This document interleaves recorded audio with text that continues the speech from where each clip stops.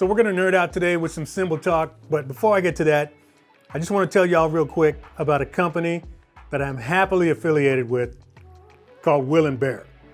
Now you guys may have noticed, recently I'm wearing a lot of hats. I got a pretty wild selection of fedoras upstairs, but my favorite ones by far are these guys. Will & Bear is a company out of Australia. They make fantastic high-end hats that are super affordable. And they've got different hats for different occasions, but me, I'm a fedora guy. They've got lids for every season and every occasion. Right now, I'm rocking my black Callaway. This is my third one, actually. I got two more, got a white one and a tan one. And their shipping is fantastic. I ordered this thing 4 days ago from Canada, and it just showed up today. So Will & Bear is a fantastic company to deal with. The people are great, the shipping is great, the prices are great, and I love what the company stands for as far as supporting local farmers, everything that they do for the environment. It's just a great company to deal with. So summer's coming up, it's festival season, outdoor stage season. If you feel like stepping your hat game up, there's a link in the description box. That's my affiliate link. Click on that. That's gonna take you over to the website. Just take a browse through the hats that they got to offer and grab a lid for yourself.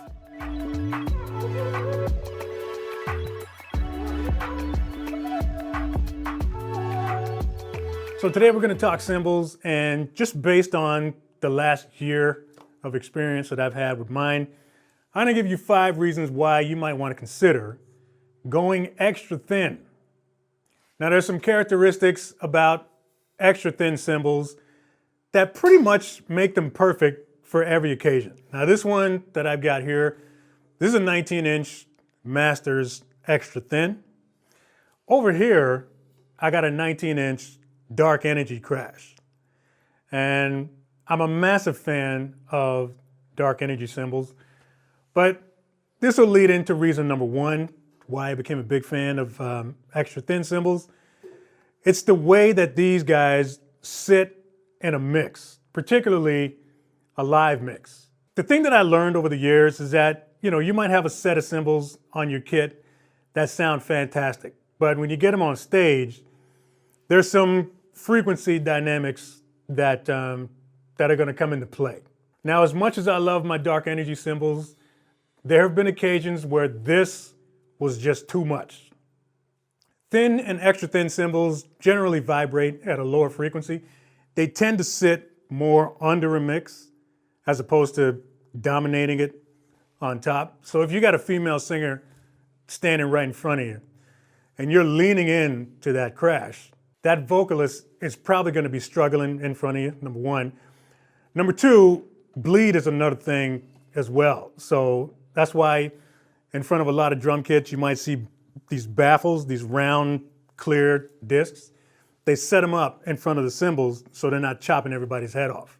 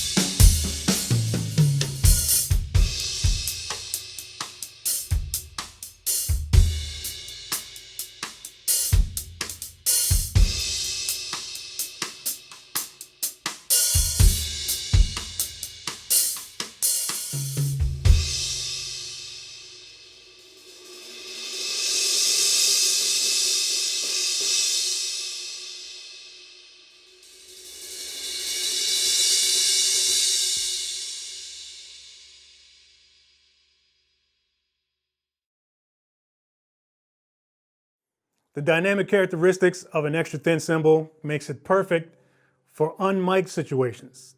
So if you're playing in a small room or a small church and you don't want to be ripping people's heads off, these things, like I said before, they tend to sit nice and tucked under a mix as opposed to piercing right through it. So dynamically, like in unplugged situations where you got acoustic instruments in front of you, it's perfect. extra thin cymbals are very expressive at lower volumes. So if you're using mallets or if you're using brushes, there's a couple of songs in our set where I'm playing with brushes. This is the only crash I'm hitting, because even with the thin wire brushes or the nylon brushes that I'm using, I can sort of fly swat at these things and they'll just wonderfully open up. If you've ever tried to play a medium or a heavy cymbal with a brush, you know what I'm talking about. Might as well be smacking the top of a table. Then of course there's the durability factor. There's a misconception that thin cymbals are easier to break. That's not true. Matter of fact, the opposite is true. Thinner cymbals give a lot more. They absorb a lot more of your stick's energy when you hit it. So they're less brittle than thicker cymbals. I used to work at a music store, man, and let me tell you, the amount of like Zildjian Z cymbals that we used to get back, crazy, big chunks taken out of them. We would rarely get really thin cymbals back for warranty. So if you want a more durable cymbal, guess what? You want to go larger and thinner. Now, the one disclaimer that I just want to give you, if you're deciding to go out and shop for a nice extra thin cymbal, these sound better out front than they do back here. It took me a few weeks to warm up to this 19-inch extra thin before it actually became my favorite cymbal, because back here it didn't sound like much. It just sounded thin, kind of lifeless, whatever. But when I saw some video footage of the first live show that I did with this one, and I heard everything that it was doing back there, I'm like, wow, that's not what I heard, and it doesn't matter. So when you finally get one home and on your kit and you start playing it, and it just kind of makes you go, I don't really like it, give it some time, gig with it. If there's another halfway competent drummer in your band, ask him to play it and you stand out front and hear it for yourself.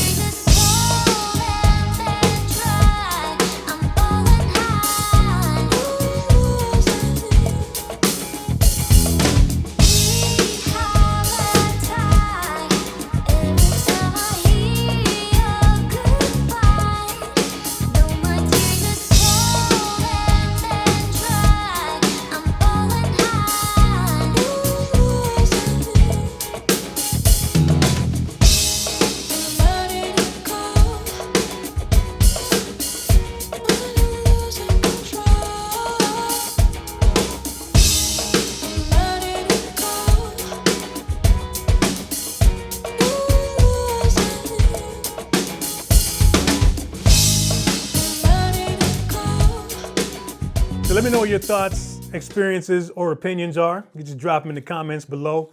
Let's see who else is on Team Extra Thin.